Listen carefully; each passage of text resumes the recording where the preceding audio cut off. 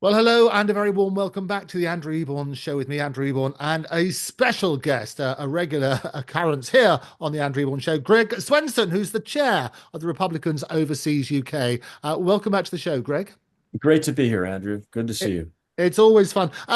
Trump's recent speech to Congress was the longest in modern Yeah, history, 1 hour, yeah, 40 minutes, which I think beat Bill Clinton's State of the Union address of 1 hour, 28 minutes, and I think 49 seconds. yeah, He focused on defending his tariffs and hinting at a Ukraine deal.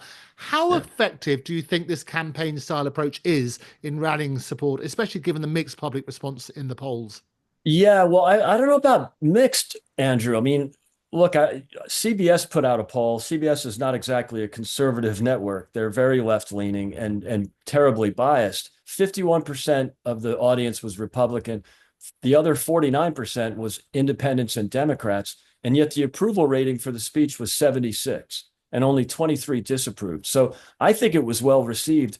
Bill Clinton's speech, yes, was not quite as long, but it was terribly boring and it bored people to death. Whereas Trump's speech was not. It was very exciting. I thought it was fantastic. One of the best political speeches from a president, from a sitting president in history. So, good for him. I think it was a little long, but he had a lot to talk about, and that's why the ratings were great. I mean, again, 76% approval. That's fantastic. And look at what he's doing. And he went through all of the accomplishments, or at least all of the efforts that have been made in the first 43 days. All of those things are polling in the 60s and 70s. So yeah, I think it's a good idea that he did the speech to maintain that momentum, to keep people informed on what he's doing. He's been very transparent. And so given that the high approvals of what he's doing, I think it's important to keep up that support. Fantastic. And what do you think the feeling is regarding Ukraine? Because obviously he's got a victory there with Zelensky was said the Yeah. only way he was able to basically repair the damage would be to eat humble pie. We've seen Yeah. that letter. What's the reaction in the States regarding that? And so far so good. I mean, it maybe the surprise with it was how fast it happened. I mean, it was 3 days and Zelensky completely rolled over. It was a mistake on Friday. I think he understands that. Obviously, the U.S. is the most powerful country in the world.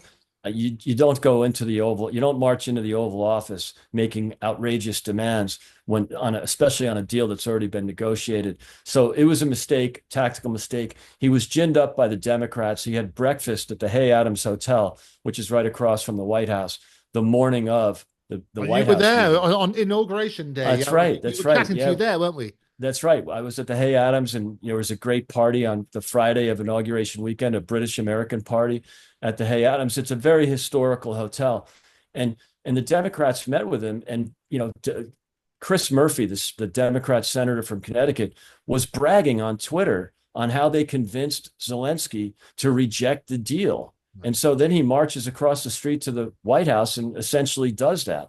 Big mistake. I think he understands who has the power in Washington right now, and turned around quickly. It wasn't quite as fast as the president of Colombia when he threatened not to take illegal migrants back into the country, and Trump threatened him with tariffs from the seventh hole of his golf course, and by the ninth hole, he had flipped and agreed to take as many migrants as they could possibly ship to him. So Yeah. that was 30 minutes. This was 3 days, but good news in both cases. Well, certainly all sorts of records are being broken. Talking of the tariffs, then, I mean, just how effective is it really just a negotiating tool on behalf of Trump? I don't think it's only that, although it's a very useful one. It's also potentially a revenue producer. We have a terrible crisis in our budget right now. 36 trillion in debt and burning, in the last 4 years with Biden, it was $2 trillion deficit a year. It's unsustainable. It's unhealthy. So even though tariffs can't replace tax revenue, it's only going to be at the margins. Every little bit counts, just like every spending cut counts that we're getting from Elon Musk and Doge. But also, so it is a negotiating tool. It is a revenue tool. It can also be used to protect critical industries in the U.S., which I've never been a mercantilist, but there are some things that are critical to national security, like rare earth elements, like critical minerals, like chips. So I can see some of that as well. So, but I think you're right, Andrew. For the most part, it's more of a negotiating tool. And remember, the word he kept repeating last night is reciprocal. This is not like he's being hostile to people. He's just saying that our tariffs, U.S. tariffs, are going to be the same as our trading partners' tariffs on us. I think that's just common sense. Common sense is a theme you heard a lot about last night. Yeah. And finally, Greg, reports are coming in about the US having held direct talks, maybe with Hamas, a group it labels as terrorists. How do you think Trump justifies this move, given his hardline America first stance? And what does it mean for US Israel relations? Yeah, I think the U.S. Israel relations are solid and will always be solid. If he wants to negotiate with an enemy of Israel in the spirit of ending hostilities, I think he should go ahead and do that. But I don't think there's ever a doubt about our support of Israel. So I think, the president is just he runs a different type of administration. We haven't seen a lot of this before, but good for him for trying different things and being aggressive and being even, to the point of being, almost overly aggressive. But I think that's very welcome at this point. Okay. Greg Swenson, thank you so much for joining us. Thanks, I know Andrew. you'll be back with us same time Look tomorrow. forward to But for it. now, thanks for joining us. Thanks, Andrew. Great to see you.